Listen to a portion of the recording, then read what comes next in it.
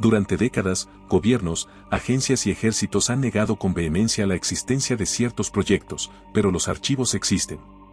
Fueron desclasificados por error, entregados por denunciantes o recuperados tras años de litigios. En este iceberg, no hablaremos de simples teorías, hablaremos de casos que no fueron rumores, proyectos reales con nombres reales, y lo más inquietante es que algunos siguen sin explicación oficial.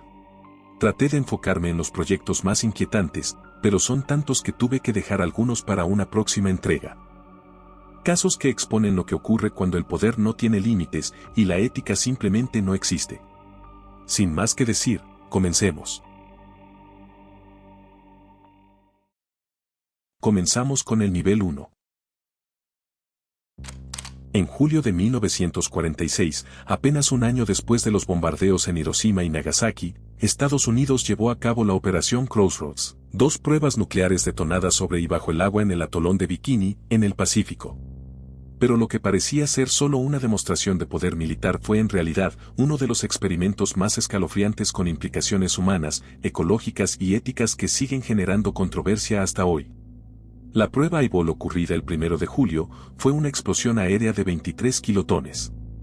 La prueba Becker ocurrida el 25 de julio fue una detonación subacuática con el mismo poder destructivo. Ambas tuvieron un objetivo oculto: analizar cómo afecta una explosión nuclear a barcos, estructuras metálicas, equipamiento militar y organismos vivos. Más de 90 barcos de guerra fueron dispuestos como blancos flotantes. Entre ellos había destructores, submarinos, acorazados y portaaviones de origen estadounidense, alemán y japonés. Pero lo más perturbador es que los barcos también estaban cargados con animales vivos, como ovejas, cabras, cerdos y ratas, que fueron deliberadamente colocados para medir su exposición a la radiación térmica, la onda expansiva y la contaminación nuclear. Los informes desclasificados revelan que cientos de estos animales murieron instantáneamente, calcinados o con órganos internos colapsados. Pero otros sobrevivieron lo suficiente como para que científicos del Departamento de Defensa pudieran estudiar sus síntomas posteriores: pérdida de piel, fallos orgánicos múltiples y enfermedades por radiación. Lo más inquietante llegó con la prueba Becker. A diferencia de la explosión aérea, esta dejó una enorme columna de agua radioactiva que cubrió y contaminó casi todos los barcos. Los buques, ahora fantasmales, fueron objeto de inspección por marinos y técnicos que no contaban con protocolos claros para descontaminación nuclear. Muchos de ellos fueron expuestos a altos niveles de radiación sin saberlo, y años después se reportarían efectos adversos en la salud de quienes participaron. Pero quizás lo más escalofriante fue la declaración del Dr. Stafford Warren, jefe médico de la operación, quien advirtió que el experimento había demostrado que un solo ataque nuclear contra una flota podía convertir todo el entorno en inhabitable por décadas y que los buques contaminados nunca podrían limpiarse del todo. En 1954, Estados Unidos llevó a cabo nuevas pruebas aún más potentes en el mismo lugar, con la Operación Caso Bravo, obligando al desplazamiento permanente de los habitantes nativos de Bikini, quienes jamás pudieron volver, y hasta hoy, el atolón sigue siendo uno de los lugares más radiactivos del planeta.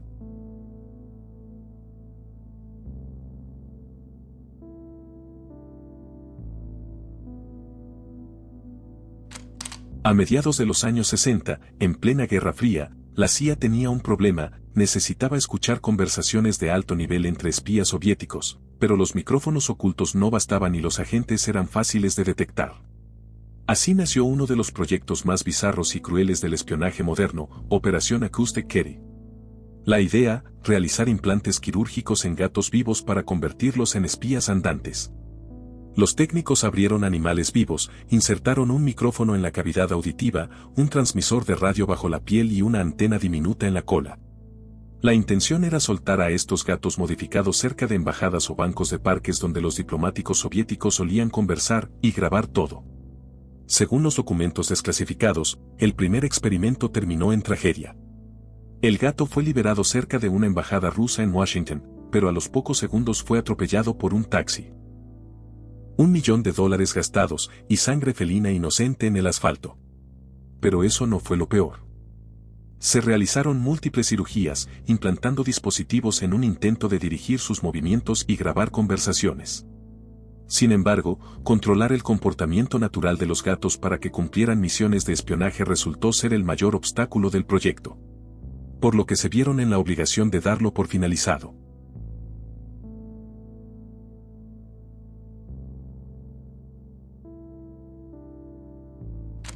En agosto de 1946, apenas un año después de la Segunda Guerra Mundial, Estados Unidos lanzó una de las expediciones más extrañas y monumentales de su historia, la Operación High Jump. Bajo el mando del almirante Richard Byrd, más de 4.700 militares, 70 barcos de guerra, un portaaviones y 23 aeronaves se dirigieron a la Antártida, considerada la mayor fuerza militar expedicionaria que los Estados Unidos haya enviado a la Antártida. Oficialmente, el objetivo era entrenar tropas en clima polar, establecer bases científicas y explorar la zona, pero las cifras no cuadraban. ¿Por qué movilizar una fuerza tan descomunal a un continente deshabitado, sin conflictos y tan poco estratégico? Las teorías comenzaron con algo más perturbador: la misión terminó abruptamente en solo 6 semanas, mucho antes del plazo estimado de 6 a 8 meses. Los registros dicen que hubo problemas climáticos, pero en los diarios de tripulantes filtrados años después, se habla de pérdida de aeronaves, averías misteriosas y contactos visuales no identificados en el cielo polar. Algunos pilotos incluso reportaron zonas libres de hielo con estructuras geométricas imposibles.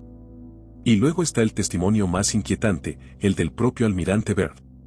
En una entrevista con el diario chileno El Mercurio, en marzo de 1947, Byrd afirmó que Estados Unidos debía prepararse para enfrentar una amenaza que podría volar de polo a polo en minutos. Poco después, se le ordenó guardar silencio absoluto y sus informes desaparecieron durante décadas. Todo esto solo nos deja una pregunta inquietante. ¿Qué fue lo que encontraron realmente en la Antártida? Por si fuera poco, acá te doy un dato aún más inquietante. La magnitud del esfuerzo militar y los rumores en torno a su abrupta retirada han llevado a algunos investigadores a vincular High Jump con la expedición nazi de 1938. Según esta teoría, Estados Unidos habría atacado una supuesta base secreta nazi en la Antártida. Autores como Ladislao Szabo y Ernst Zundel incluso afirman que la expedición fue repelida por tecnología avanzada, posiblemente de origen no humano. Para ellos, el suicidio del entonces secretario de Defensa, James Forrestal, sería parte del encubrimiento, ya que supuestamente intentó revelar la verdad y fue silenciado.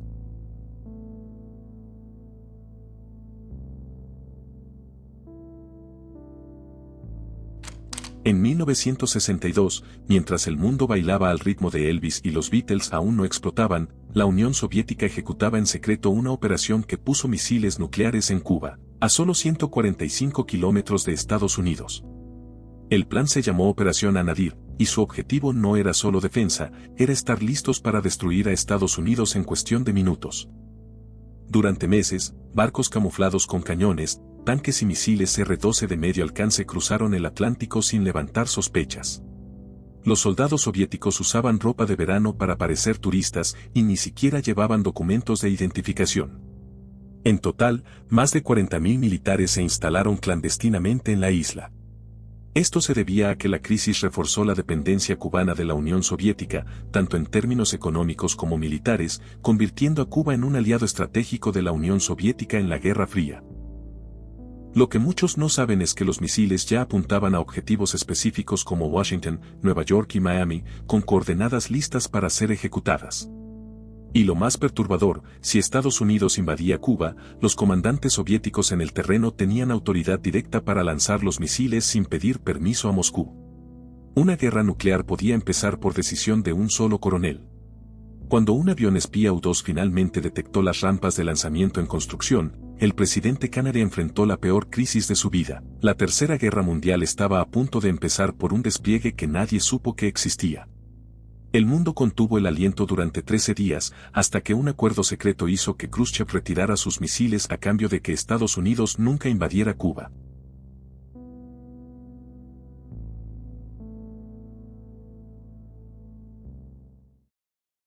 Bajamos al nivel 2. En 1962, la Guerra Fría no era solo una carrera de armas, sino una competencia de manipulación, miedo y propaganda. Y en una sala cerrada del Pentágono, los altos mandos del Estado Mayor Conjunto de Estados Unidos redactaron un plan que, hasta hoy, sigue helando la sangre. El documento desclasificado, titulado Operación Northwoods, proponía una serie de atentados terroristas, cometidos por el propio gobierno estadounidense.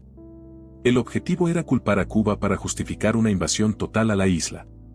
El plan detallaba acciones concretas: hacer estallar un barco estadounidense y culpar a Cuba, derribar un avión comercial lleno de pasajeros fingiendo que era un vuelo civil, pero con actores, y organizar tiroteos falsos en ciudades como Miami.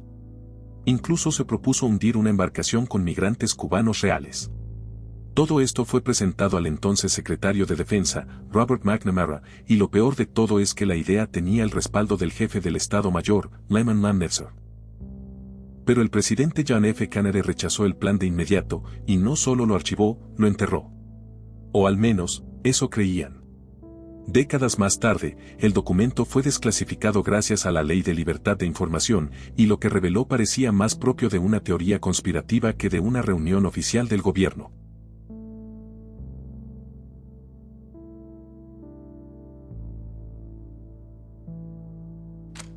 Al terminar la Segunda Guerra Mundial, cuando los juicios de Nuremberg aún estaban en curso, Estados Unidos activó en silencio una operación que parecía sacada de una película de horror político: reclutar a más de 1.600 científicos nazis, muchos de ellos involucrados en crímenes de guerra, para poner su conocimiento al servicio del gobierno estadounidense. A este programa se le llamó Operación Paperclip, y fue aprobado por el presidente Truman bajo la condición de no incluir a miembros comprometidos del partido nazi, pero esa condición, sin embargo, fue rápidamente ignorada. Para maquillar sus expedientes, los historiales de estos científicos fueron manipulados, y así llegaron a vivir cómodamente en suelo americano, protegidos por el mismo gobierno que decía luchar por la libertad y la justicia. Uno de los casos más oscuros es el de Arthur Rudolph, ingeniero responsable del desarrollo del cohete Saturno V.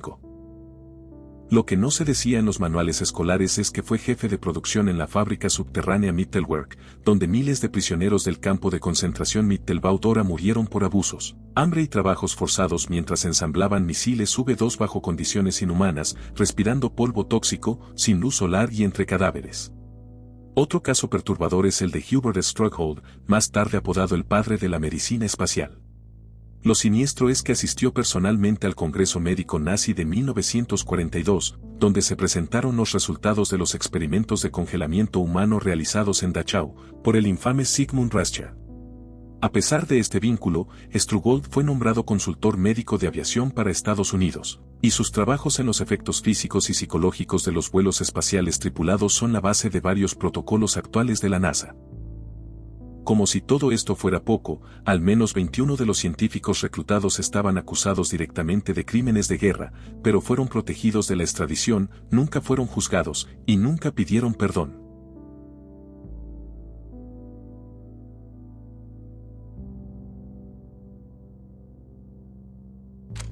Durante más de 2 décadas, el gobierno de los Estados Unidos financió un programa secreto conocido como Proyecto Stargate, dedicado a explorar fenómenos psíquicos con aplicaciones militares. Su objetivo principal era entrenar personas con supuestas habilidades de visión remota, es decir, la capacidad de ver lugares o eventos sin estar físicamente presentes, para obtener inteligencia clasificada. A lo largo de los años, el proyecto reclutó a médiums, militares y científicos que reportaron desde bases soviéticas hasta el paradero de rehenes en Medio Oriente. El más famoso de estos psíquicos fue Joseph McMoneagle, quien afirmaba poder entrar en un estado expandido de conciencia y ver lugares distantes como si estuviera allí. En un informe de 1981, Joseph logró identificar correctamente una base secreta soviética, incluyendo la ubicación exacta de un submarino experimental. Cuando los satélites confirmaron la existencia del sitio, la CIA guardó silencio. El Pentágono mantuvo el financiamiento por más de 20 años, pero en 1984, ocurrió algo que alteraría el rumbo del programa. El 22 de mayo de 1984, un sujeto entrenado en visión remota fue invitado a participar en una sesión inusual. No se le reveló el objetivo, solo se le entregó una hoja con coordenadas, y luego, su monitor le pidió explícitamente que retrocediera en el tiempo exactamente más de 1 millón de años atrás. Cuando el vidente llegó al lugar y momento indicado, describió una atmósfera roja, polvorienta, estructuras piramidales gigantescas y una tormenta apocalíptica aproximándose. También habló de seres humanoides muy altos, con túnicas, en un estado de hibernación, esperando que alguien los ayudara. Y afirmó, sin saber aún la verdad, que esa civilización estaba al borde de la extinción. Solo después se reveló el objetivo, las coordenadas correspondían a Marte. Ese mismo documento fue desclasificado en el año 2000 por la CIA, y desde entonces ha sido uno de los más discutidos y perturbadores del proyecto Stargate. Aunque el programa fue oficialmente cerrado en 1995 por considerarse inefectivo, muchos creen que este tipo de sesiones revelaron algo tan impactante que jamás se haría público.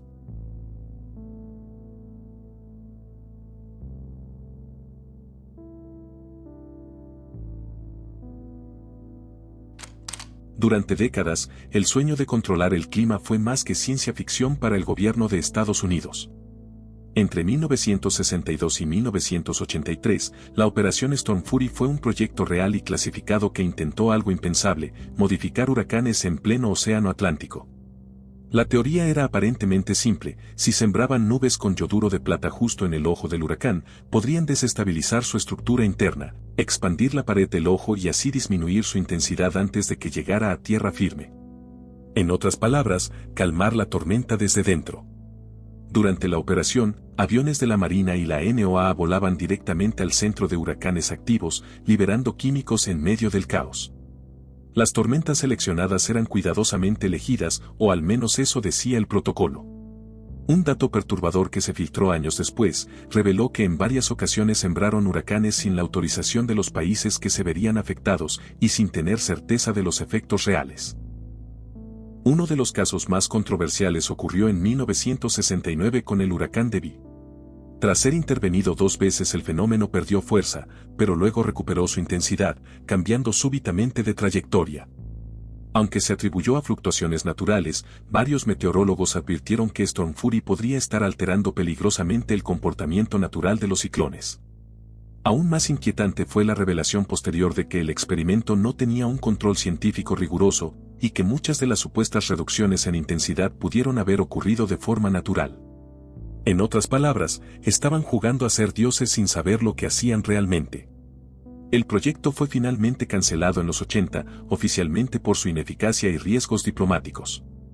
Pero para muchos, fue archivado solo en apariencia, y sirvió como precedente para experimentos más oscuros en modificación ambiental, incluido el rumorado Proyecto HARP.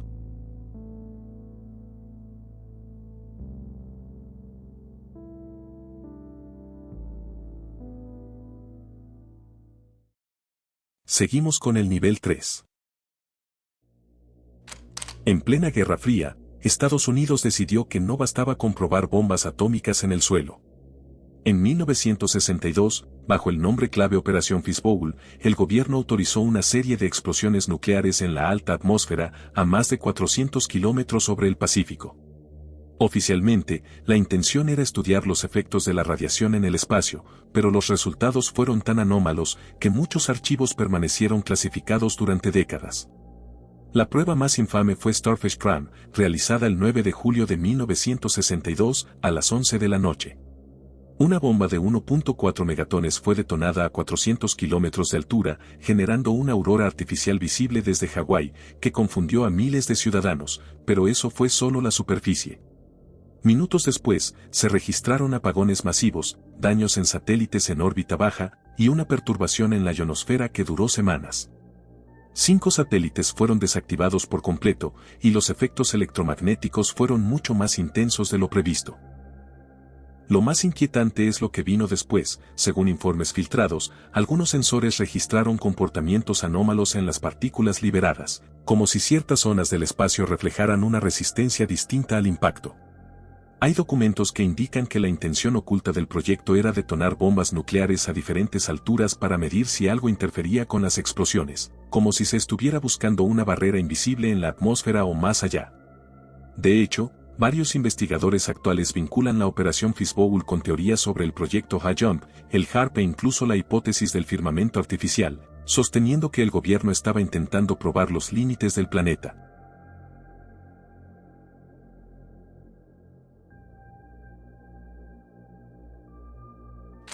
A finales de los años 50, Estados Unidos creía que la Unión Soviética estaba ganando la carrera espacial. En plena Guerra Fría, la paranoia se tradujo en proyectos absurdos y aterradores. Uno de ellos fue el proyecto AP-119, también conocido como un estudio de vuelo lunar con objetivo nuclear. Su misión era clara: detonar una bomba atómica en la Luna, a modo de espectáculo propagandístico. El plan buscaba dos cosas: demostrar poder militar y desmoralizar a los soviéticos. Pero hay un dato que muchos no conocen: uno de los científicos que participó en los primeros borradores del proyecto fue el joven Carl Sagan. Años después, cuando ya era una figura mundial de la ciencia, este detalle fue ocultado durante mucho tiempo, incluso en su solicitud a la Universidad de Harvard. Los archivos se mantuvieron completamente clasificados por décadas, y no fue hasta los años 90 que Leonard Riefel, físico y supervisor del proyecto, habló abiertamente sobre su existencia. Riefel reveló que el objetivo era militar y psicológico. Según sus palabras, querían una explosión que fuera tan grande, tan visible desde la Tierra, que no dejara dudas del dominio estadounidense en el espacio. Pero no todo era megalomanía. Algunos documentos muestran que el plan tenía cálculos reales sobre el impacto del polvo lunar, la visibilidad desde la Tierra y los posibles efectos geopolíticos. Querían detonar una bomba de hidrógeno en el terminador lunar, la línea que divide la luz y la sombra, para maximizar la visibilidad. Finalmente, el proyecto fue cancelado por miedo a que el público lo percibiera como un acto de barbarie científica, y porque los efectos de una detonación nuclear en un entorno sin atmósfera eran impredecibles.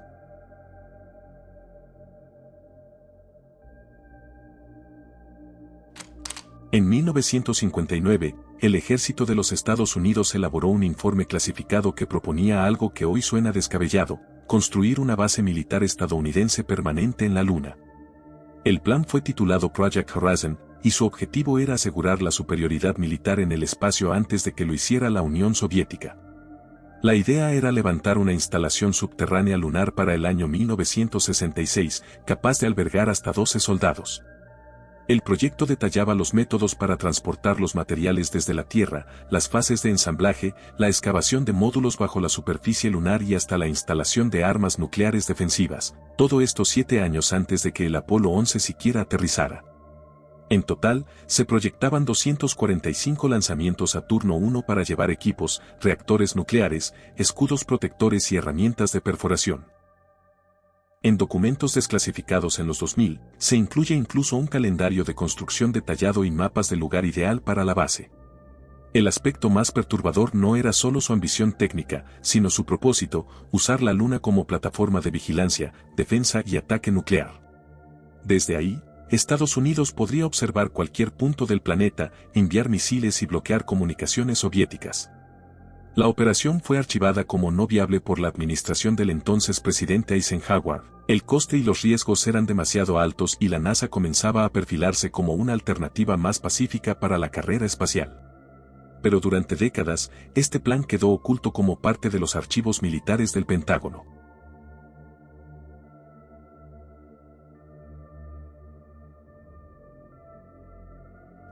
Todos conocen el Proyecto Manhattan como la operación secreta que desarrolló la bomba atómica.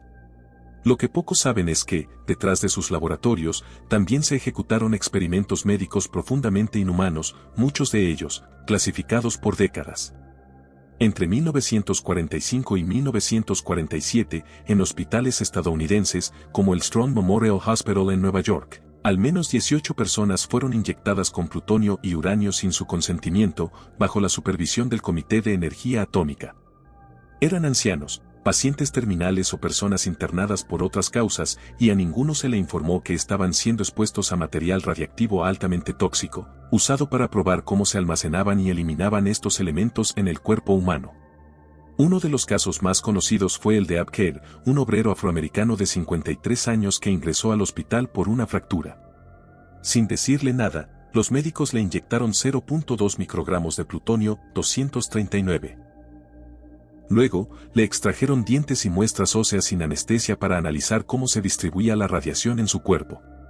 Durante años, los expedientes fueron clasificados como parte del archivo secreto del Proyecto Manhattan, hasta que en la década de 1990, una serie de investigaciones periodísticas obligaron al gobierno estadounidense a admitir su existencia.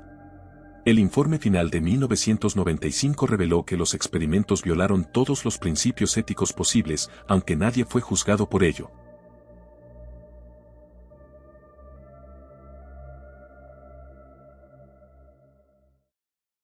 Y bajamos al nivel 4. En 1955, en plena Guerra Fría, el Departamento de Defensa de Estados Unidos puso en marcha una operación que, aunque suena absurda, fue completamente real y potencialmente aterradora llamada Operación Big Buzz. El objetivo era comprobar el posible uso de mosquitos como armas biológicas, sí, mosquitos. El plan consistía en criar más de 1 millón de mosquitos Aedes aegypti, los mismos que pueden transmitir enfermedades como el dengue o la fiebre amarilla, y luego liberarlos desde aviones militares sobre zonas urbanas para evaluar su capacidad de supervivencia, dispersión y picadura. La operación tuvo lugar en Savannah, Georgia, sin informar a la población. Los mosquitos fueron liberados a lo largo de varias pruebas aéreas y terrestres, y los resultados fueron escalofriantes. Los insectos lograron dispersarse con rapidez y picaron a humanos en un radio de hasta 3 kilómetros. No llevaban enfermedades, en teoría, pero la prueba fue considerada un éxito. Lo más inquietante es que documentos posteriores revelaron que el experimento formaba parte de una serie de ensayos para preparar un ataque biológico masivo, en el que los mosquitos serían infectados deliberadamente con patógenos reales.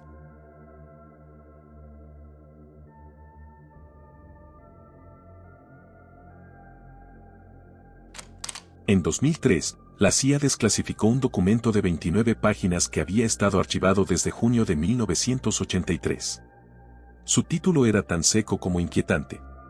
Análisis y evaluación del proceso puerta de enlace, pero su contenido era todo menos aburrido. Este informe, redactado por el teniente coronel Wayne McDonnell, describe un programa desarrollado por el Monroe Institute, financiado en parte por el Ejército de Estados Unidos, cuyo objetivo era alterar la conciencia humana para alcanzar estados trascendentales, salir del cuerpo, interactuar con otras dimensiones y eventualmente acceder a información del universo.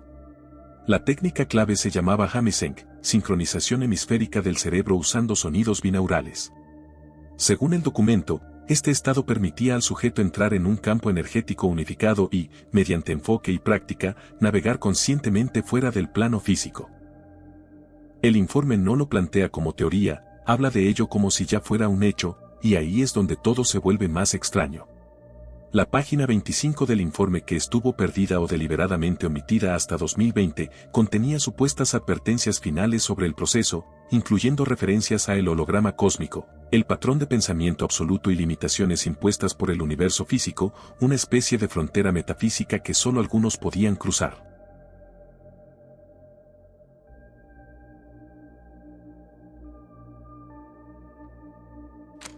En una calle cualquiera de San Francisco, un hombre se acomodaba en una habitación decorada como un burdel. Bebía un trago, sin saber que estaba siendo observado, ni que ese trago tenía LSD. La Operación Clímax de Medianoche fue uno de los subproyectos más perturbadores del MK Ultra. Entre 1955 y 1965, la CIA montó casas de citas falsas en San Francisco y Nueva York. En ellas, agentes disfrazados de prostitutas seducían a los sujetos, la mayoría hombres al azar, sin antecedentes, para luego drogar sus bebidas con LSD u otras sustancias psicoactivas, todo esto mientras eran grabados tras espejos unidireccionales. El objetivo era estudiar el control mental, los cambios de comportamiento inducidos por drogas y cómo se podrían usar estos métodos en interrogatorios o manipulación política. Uno de los cerebros detrás fue George Hunter White, un exagente del FBI que más tarde escribiría: bajo el disfraz de una investigación científica, me convertí en un proxeneta para la CIA, y lo disfruté. Midnight Climax no solo probó drogas, también se experimentó con hipnosis, manipulación sexual y chantaje. No hubo consentimiento, ni informes éticos, los participantes jamás supieron que formaban parte de un experimento. Los documentos salieron a la luz parcialmente en los años 70 tras investigaciones del Congreso y comités como el de la Iglesia, pero nunca se revelaron todas las grabaciones, y hasta hoy se ignora el número real de víctimas.